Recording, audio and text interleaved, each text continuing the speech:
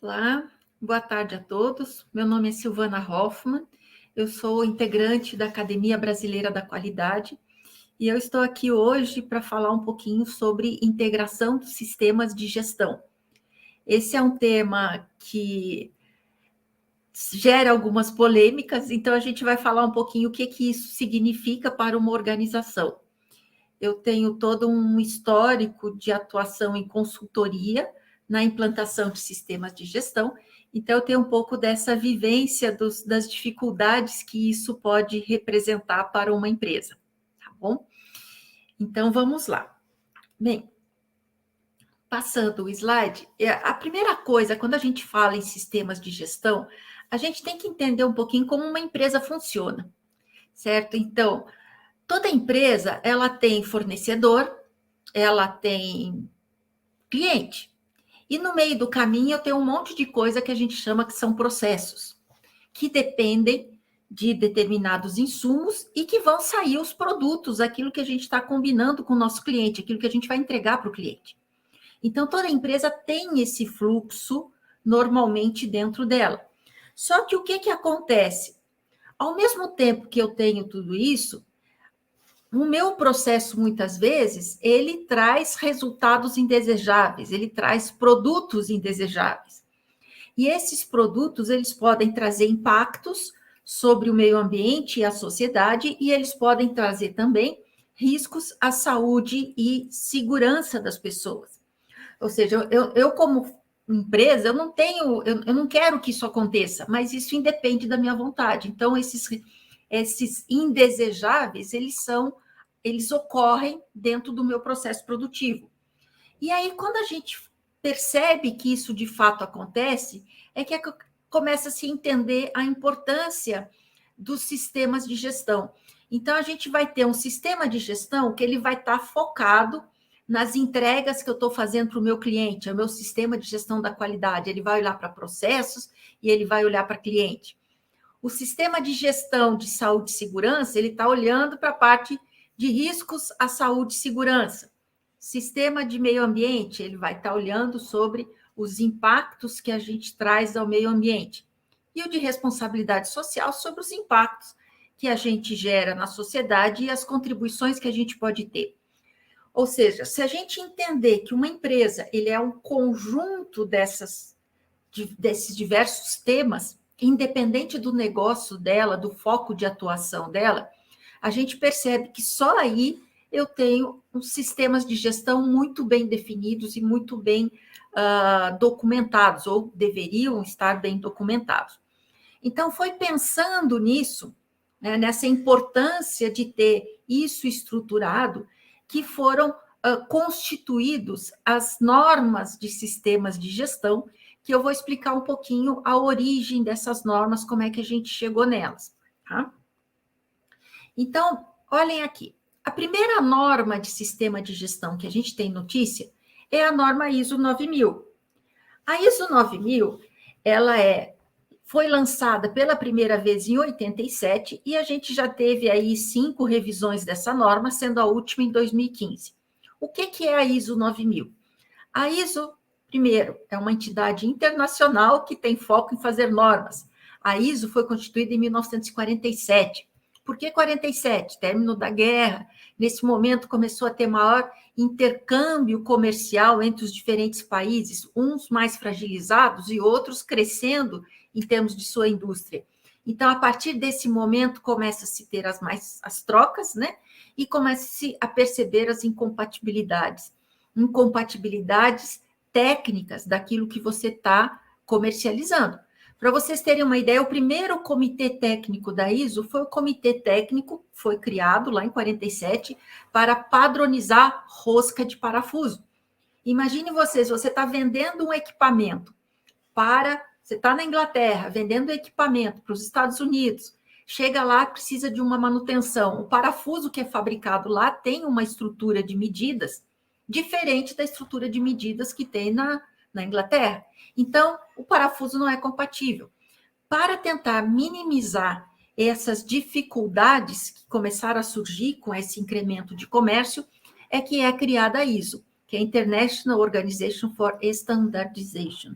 ou seja, ela é composta por um conjunto de países que se reuniram, né, que tem sede lá em Genebra, e o foco desses países é criar padrões normativos para aquilo que seja a maior dor do momento do mundo, com foco em quê? Facilitar as relações comerciais, facilitar o tráfico de produtos e serviços entre diferentes países. Tá? Então, a ISO ela tem muito esse olhar. Que norma a gente precisa fazer para que crie-se um padrão mundial, um entendimento único que sirva de referência para diferentes países. E não é fácil chegar num consenso, certo? Vocês têm como é que um país tipo Inglaterra ou Estados Unidos vai aceitar o mesmo padrão do Brasil, do Chile, da Argentina ou até do Egito, por que não? Então, é uma negociação aí complicada e até a gente chegar num padrão que seja aceitável por todos.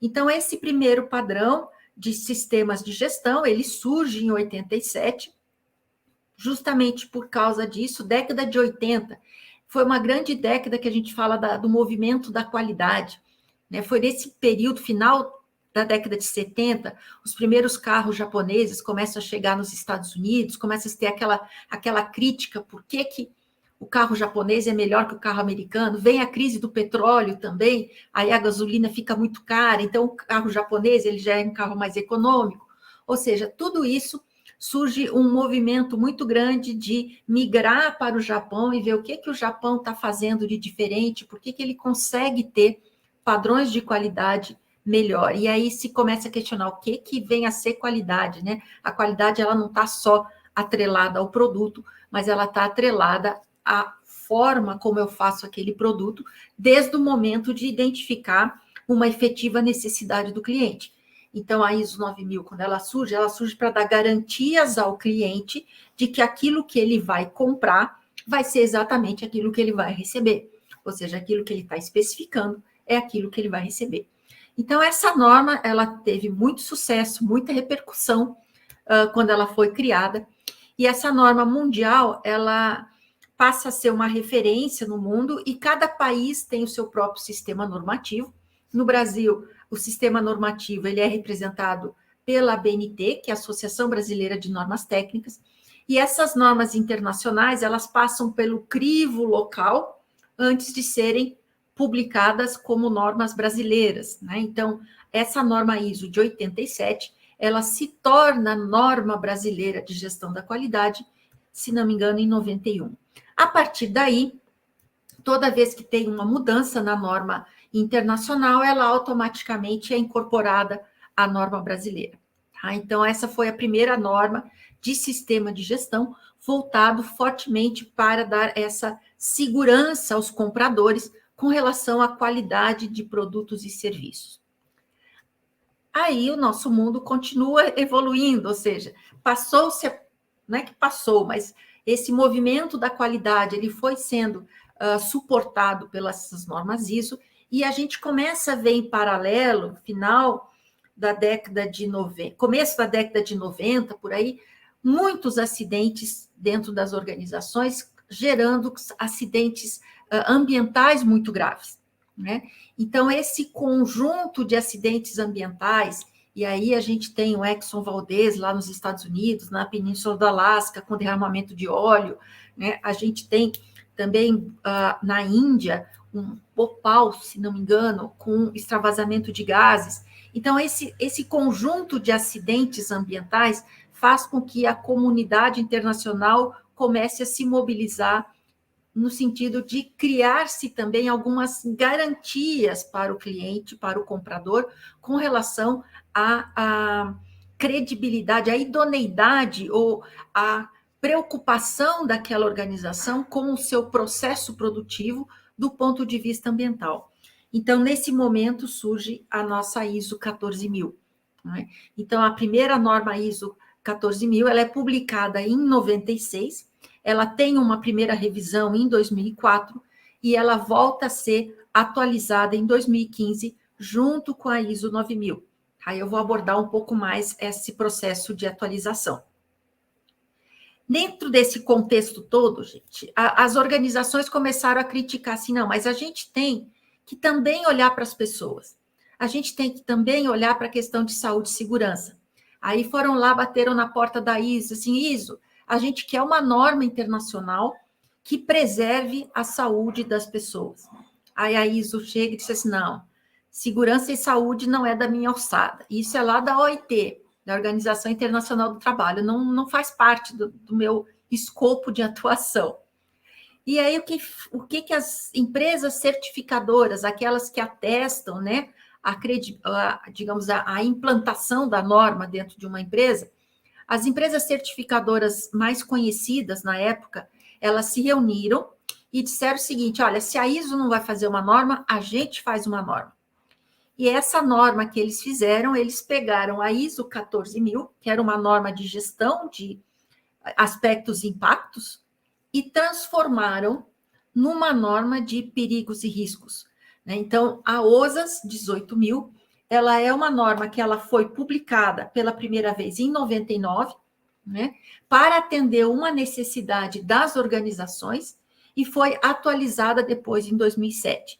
Então, a certificação OSAS, ela é uma certificação que foi feita sempre pelas entidades certificadoras. Então, a empresa pede assim, olha, Fundação Vanzolini, eu quero me certificar OSAS, você emite esse certificado? Ela se emite. Então, ela vai lá, faz um processo de auditoria, muito equivalente ao processo de auditoria de uma 14.000, e no final ela testa se você está aderente ou não aos critérios normativos e te dá um certificado, tá bom? Então, a OSAS é uma norma que ela surge para atender uma demanda das organizações, mas ela não é uma norma ISO.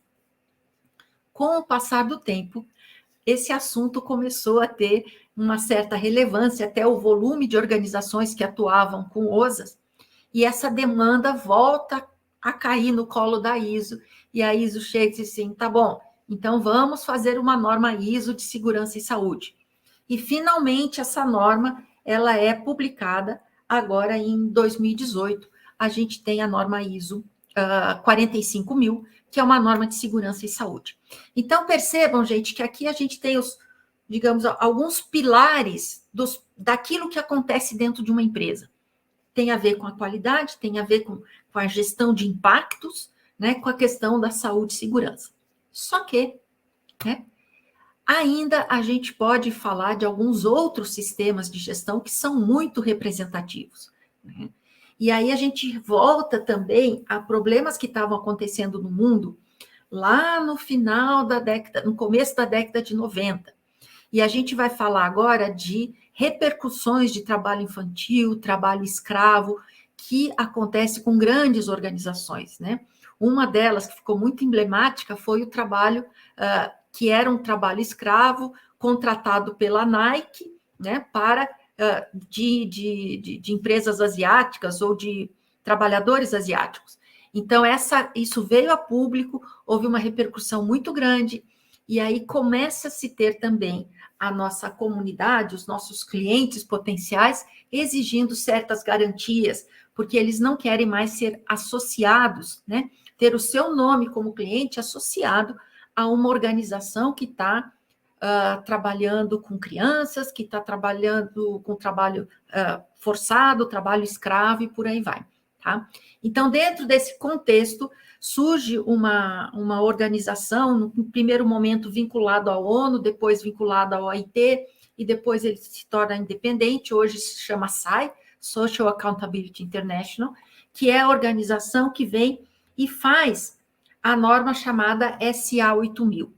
A SA 8000, ela é uma norma que ela é publicada pela primeira vez em 97, ela tem aí um grande patrocínio da Nike, né, que a ideia na época era tentar limpar o nome, né, limpar frente aos seus clientes, né, a sua condição de trabalho, que ela não estava na sua estratégia, no seu negócio, fazer esse tipo de contratações. Então, ela acaba patrocinando fortemente essa norma, no sentido de que essas certificações dessa norma, elas deem uma certa garantia para os clientes com relação a questões trabalhistas. Atendimento a convenções da ONU e atendimento a convenções da Organização Internacional do Trabalho. Cabe dizer aqui que essas convenções, elas, para se tornar lei, elas têm que ser validadas no país de origem. Então, mesmo que eu tenha uma convenção, se o Brasil não acatar essa convenção, ela não é obrigatória no solo brasileiro. O que esse organismo fez? Ele transformou os principais requisitos dessas convenções vinculadas aos trabalhadores e criou isso numa norma chamada SA 8000. Tanto que, se a gente pegar essa norma, o sistema de gestão dela é bem enxutinho, e o forte dela são os requisitos voltados à questão do trabalho. E essa norma, ela é auditada, ela tem empresas certificadoras que são também credenciadas só por esse organismo que gerou essa norma, e essas empresas vão, então, avaliar ou atestar a condição de trabalho dessas organizações, tá?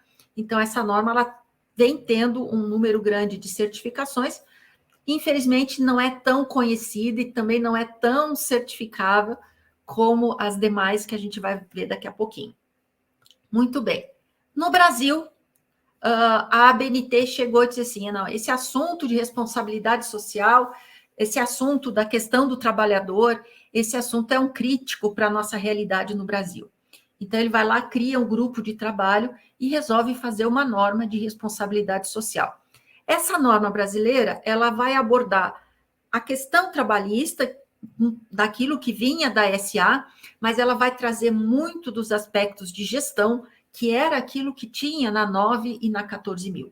Então, a gente traz para uma norma brasileira, que se tornou a ISO 16000, que foi publicada em 2004, e teve depois uma revisão em 2012. Né? Então, a NBR 16000, desculpe, é uma norma brasileira de responsabilidade social. Tá? O fato do Brasil ter feito essa norma fez com que ele também se tornasse um dos protagonistas em se ter também uma norma no âmbito da ISO. A ISO, como entidade internacional, ter também uma norma de diretrizes voltadas à questão da responsabilidade social das organizações.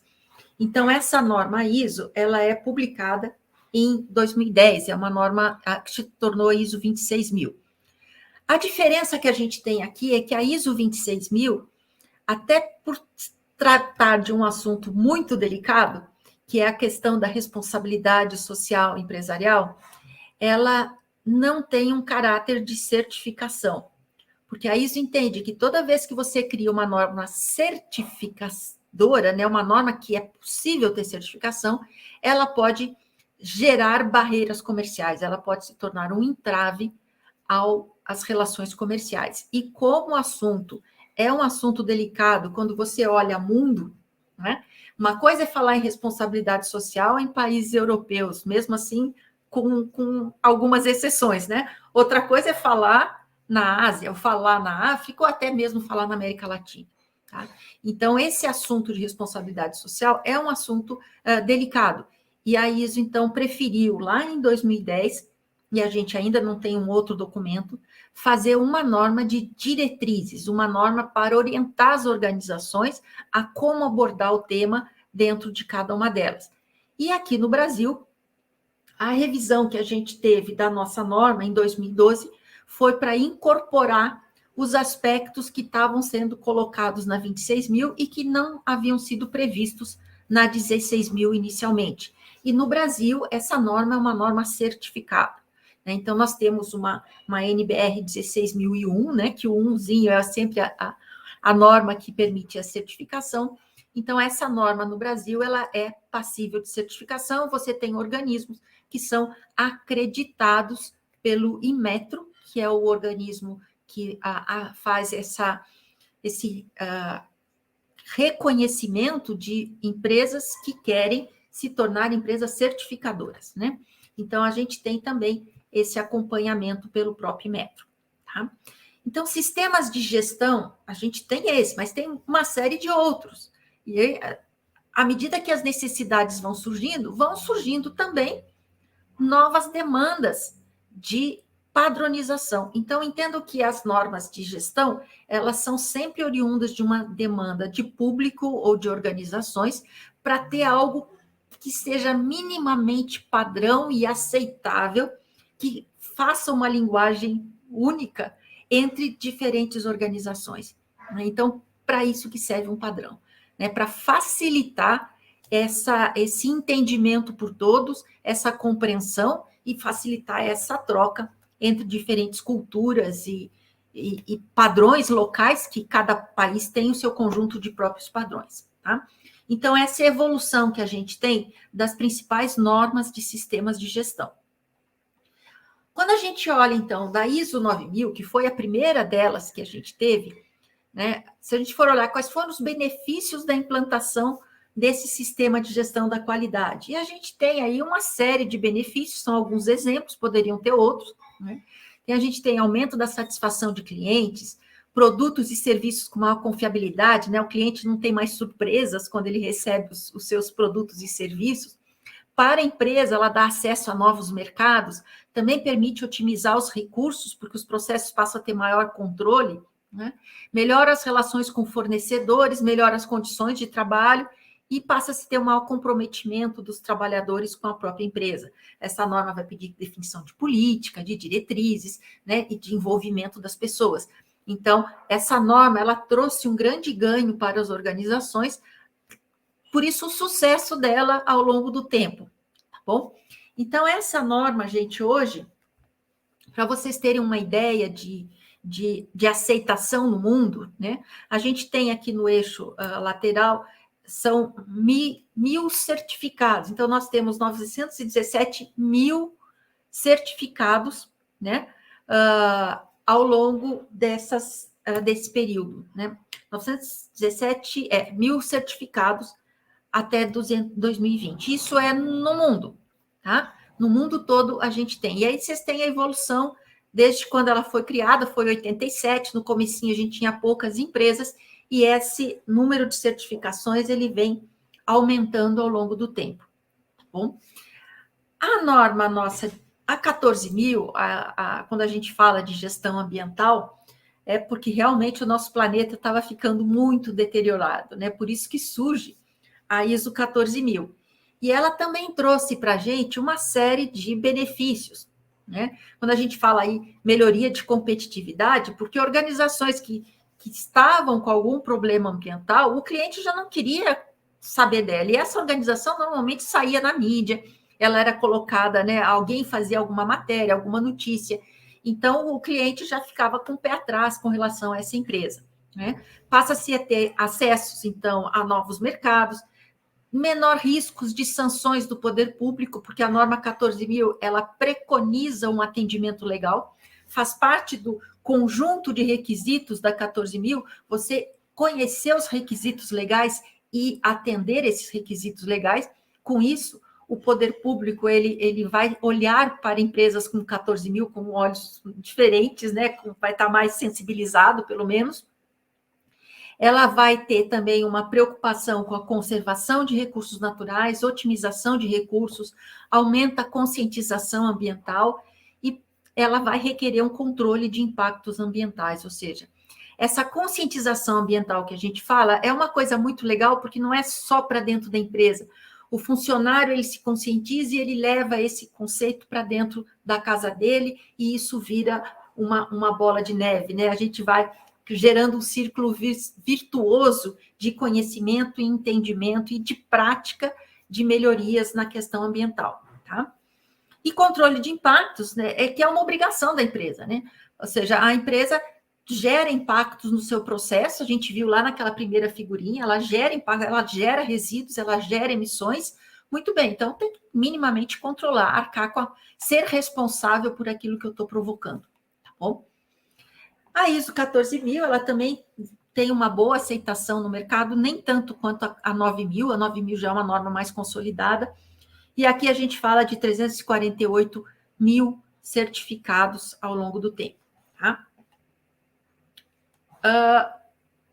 Segurança e saúde, né? Como eu falei para vocês, no começo a gente tinha uma preocupação grande de segurança, e foi uma demanda das empresas fazer a OSAS inicialmente, e depois a ISO se sensibilizou para a gente tentar evitar situações como essa, né? Situações de completo risco para os funcionários, para os trabalhadores. Então, essa norma, a gente pode dizer que melhora a produtividade a partir do momento que você tem menores níveis de afastamento, né, dos empregados por problemas de acidente ou problemas de saúde.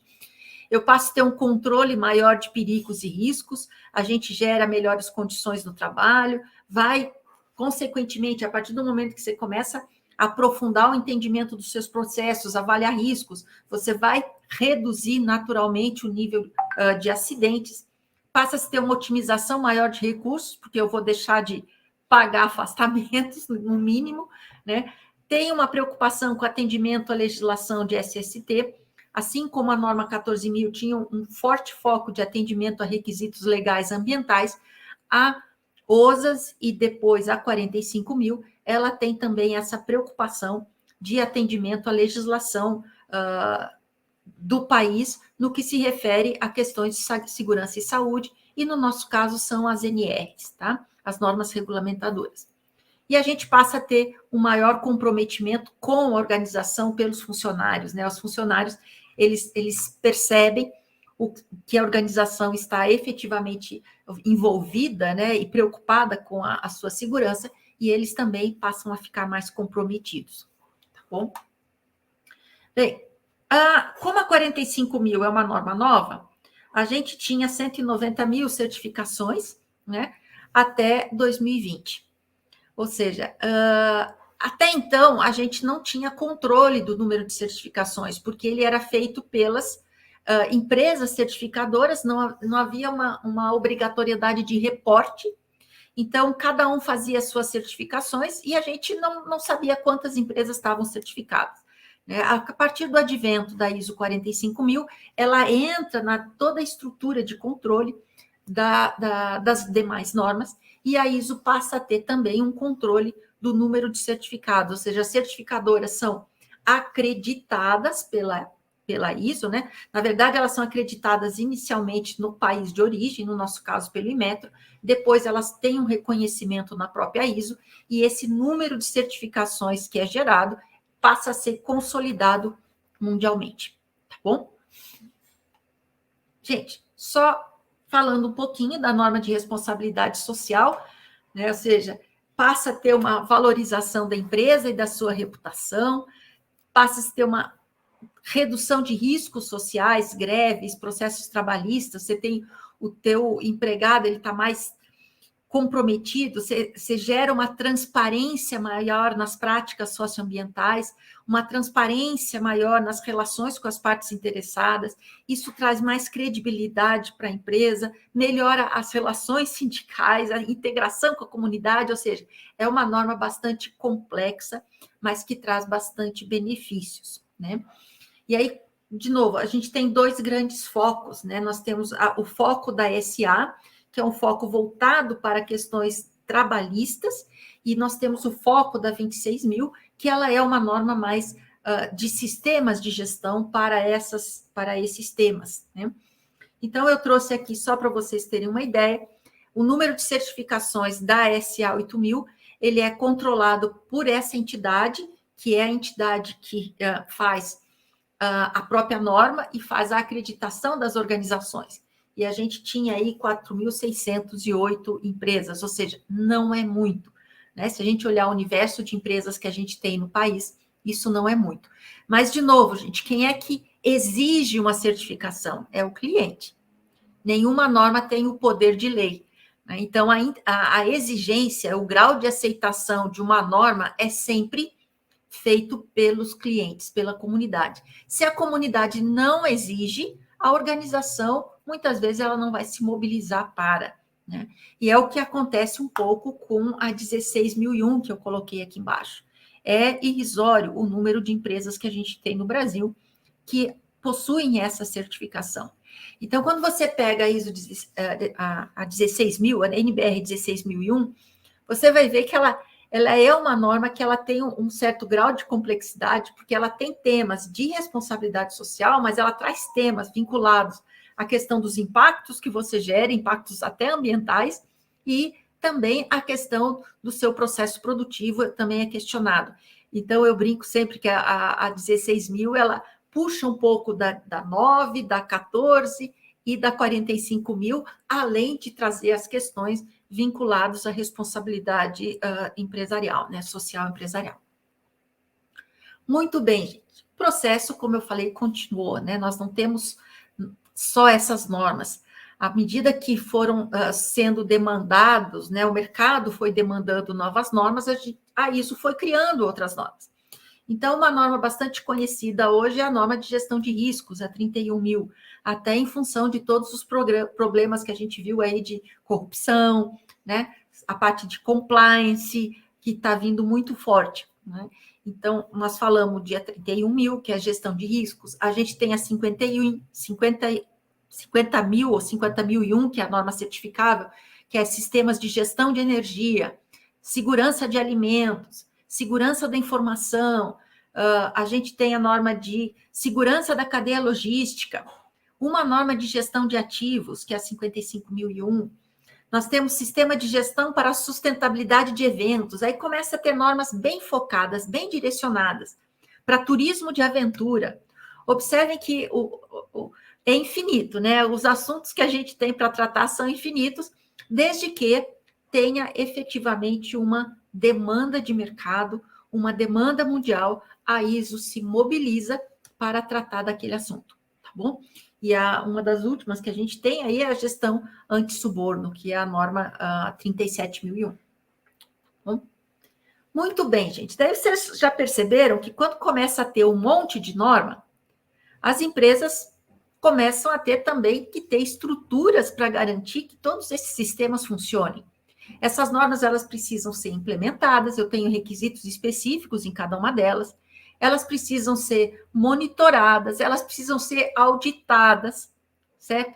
Então, essa multiplicidade de normas, principalmente aquele núcleozinho que a gente está falando de qualidade, meio ambiente, saúde e segurança,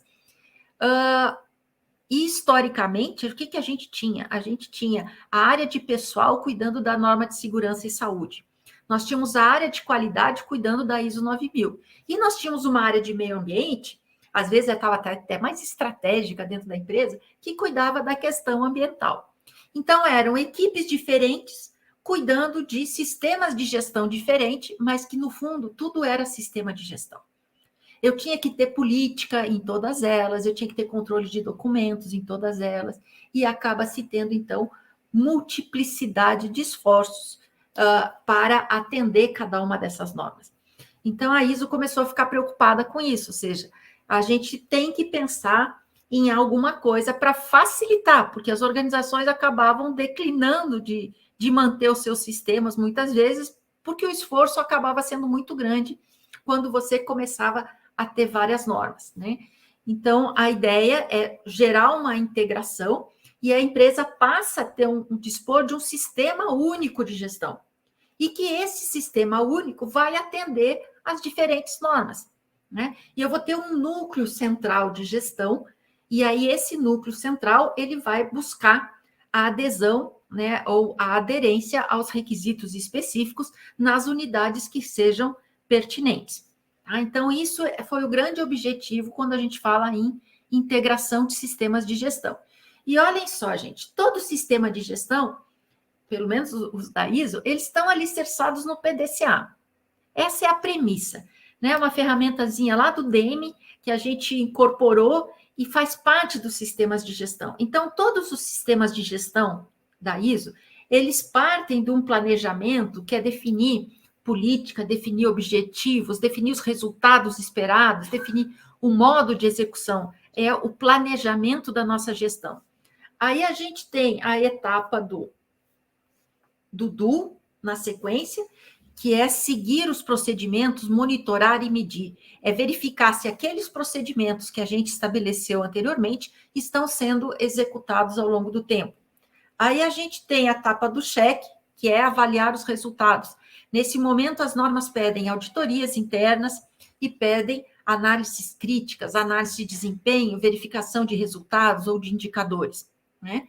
E a etapa do ACT é a etapa do agir para melhorar, ou seja, é a etapa das correções, das ações corretivas, preventivas, da geração de melhorias e de inovações.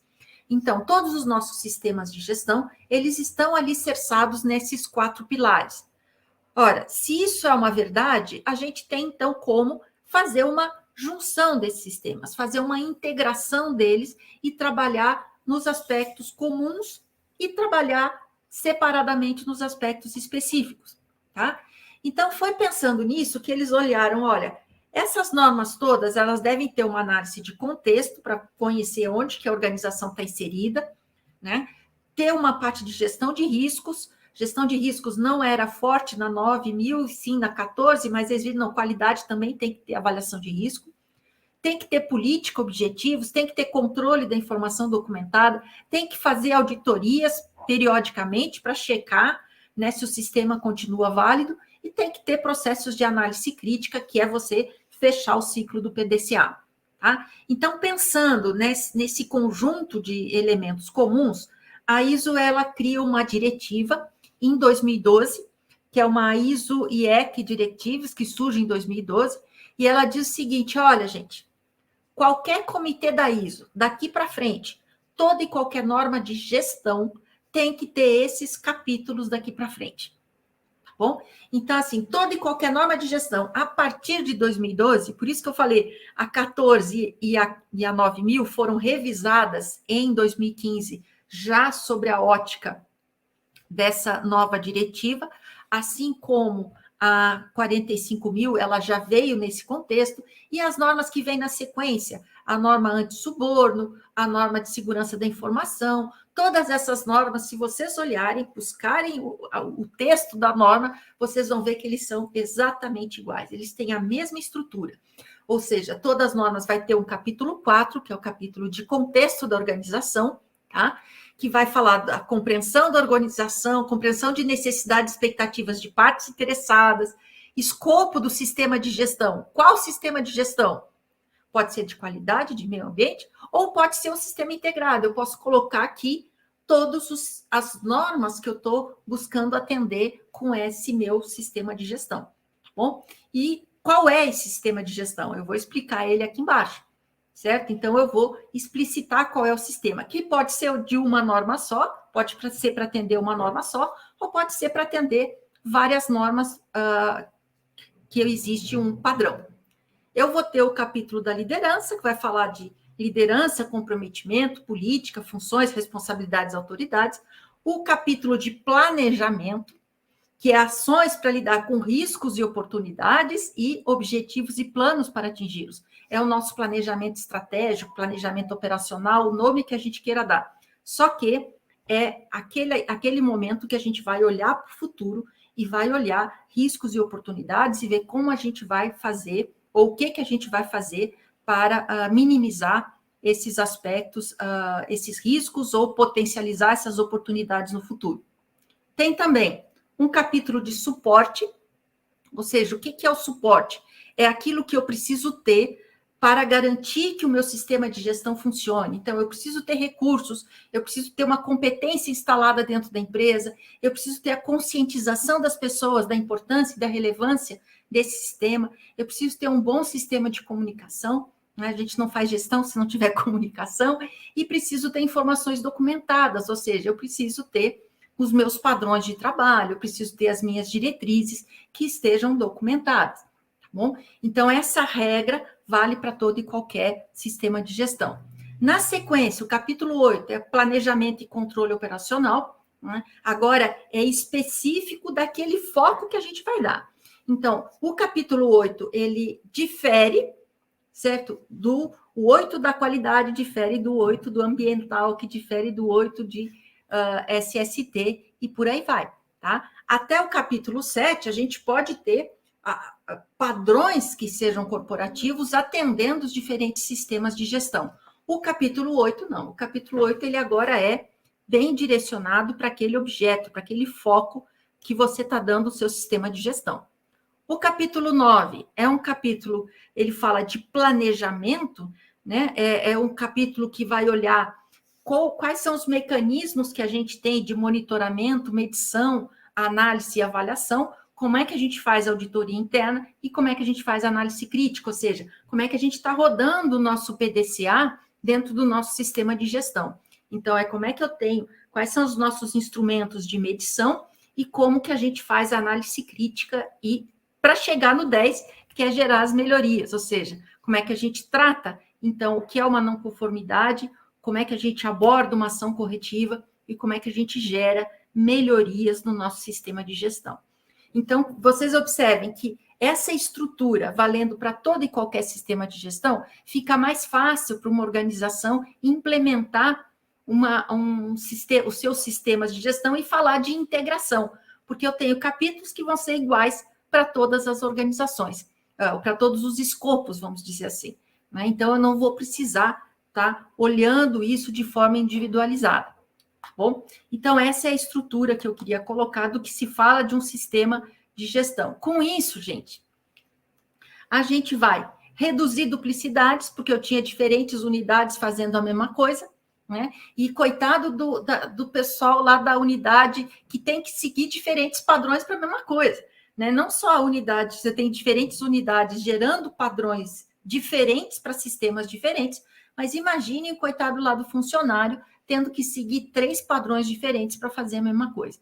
Então, isso gera conflitos dentro da organização, né? Eu tenho as duplicidades, eu tenho conflitos, eu tenho custos, a gente vai gastar mais para fazer a mesma coisa, a gente ganha, né, em economia de tempo da alta direção. Imagine a alta direção ter que fazer uma análise crítica do sistema ambiental, depois ela faz outra análise crítica do sistema de qualidade, faz outra análise crítica, ao tempo que ela gasta fazendo análise crítica. E ela tem que fazer também definição de diretrizes políticas, ela tem que fazer o planejamento dos objetivos, ou seja, tudo isso é tempo da autodireção. A autodireção não tem tempo, vocês sabem disso. Então, a gente tem que otimizar esse tempo e agregar valor a esse tempo da direção, levando para eles aquilo que de fato é relevante, que eles possam efetivamente tomar alguma decisão, tá? Passa-se a ter um gerenciamento de riscos mais abrangente, não é um risco só ambiental, não é um risco só de segurança e saúde, mas é um risco também do não atendimento ao nosso cliente, é um risco de mercado, muitas vezes, que a gente não estava considerando. Então, o nosso gerenciamento de riscos, ele passa a ser um gerenciamento de riscos mais abrangente. E melhora a melhoria de comunicação entre todos os departamentos, todos os setores, isso acaba facilitando e muito, digamos, o trânsito das questões relativas aos sistemas de gestão, né? E acaba minimizando, às vezes, as resistências que existem dentro das empresas quanto a buscar ou adotar um sistema de gestão que tenha por trás uma normalização, tá? E, por final, gente, tudo isso ele serve para quê? Serve para melhorar o desempenho. Se a gente fizer toda essa integração de sistemas e, no final, a gente não perceber melhorias, alguma coisa a gente fez de errado, tá? Então, as normas existem para dar diretrizes. Ela não diz como você tem que implementar. O como é cada organização que vai fazer em função do seu perfil, em função das suas especificidades. Você pode fazer um como complexo ou você pode fazer um como mais simples. Então, dependendo da forma como você faz o atendimento ao requisito normativo, ele pode te trazer mais resultados ou menos resultados, ou até nem trazer resultados. Então, assim, antes de criticarem a norma, dizer, essa norma não funciona, essa norma não dá certo, essa norma custa caro e a gente não está ganhando nada com isso, faça uma boa análise crítica para verificar qual foi a forma de adoção dessa norma, quais são os mecanismos, os padrões que você está gerando para assegurar que os requisitos efetivamente possam ser atendidos. Tá bom? Então, implantar um sistema normativo e integrar os sistemas normativos, eles obrigatoriamente devem trazer benefícios para a organização. E caso você não esteja vendo os benefícios, o benefício deve suplantar em muito as dificuldades que eventualmente você terá para provocar essa integração, certo? Então, eu vejo assim, não é fácil, não é um trabalho simples, existe, às vezes, muitas resistências culturais, como eu disse, esses assuntos, às vezes, eles estão até disseminados ou sendo trabalhados em diferentes unidades da organização. Então, é um momento que a gente tem de tentar alinhar esse entendimento dentro da casa, fazer com que todo mundo tenha o mesmo foco, né, olhe o mesmo objetivo e se comprometa com a causa maior, que é gerar melhores resultados para a organização. E quando eu falo gerar melhores resultados, não é só o resultado financeiro, né? Então, gerar melhores resultados melhores resultados também na gestão de pessoa, melhores resultados na relação com o cliente, melhores resultados na relação com os fornecedores e até melhores resultados na relação com a sociedade. Gente, era isso que eu queria comentar hoje. O nosso tempo é muito curto. Espero que eu tenha conseguido dar uma visão geral do que é um processo de sistemas, de integração desses sistemas de gestão. E eu gostaria de deixar para vocês aqui uma referência, que é um livro que eu publiquei lá em 2008, janeiro de 2008. Ele já está aí na sua 5ª edição pelo SENAC, e a gente tem procurado manter ele sempre atualizado com todas as normas, né? Cada norma atualizou uma norma, a gente vem e atualiza o livro. Então, a última atualização nossa do livro foi aquela que contemplou as atualizações das normas feitas em 2015, tá bom? Então, se vocês tiverem aí alguma dúvida, algum questionamento, é só entrar em contato com a ABQ, certo? Que vocês têm ali a referência aqui embaixo, e fiquem à vontade, espero que tenha contribuído aí para o conhecimento de vocês no que se refere à integração dos sistemas de gestão. Muito obrigada e boa tarde a todos.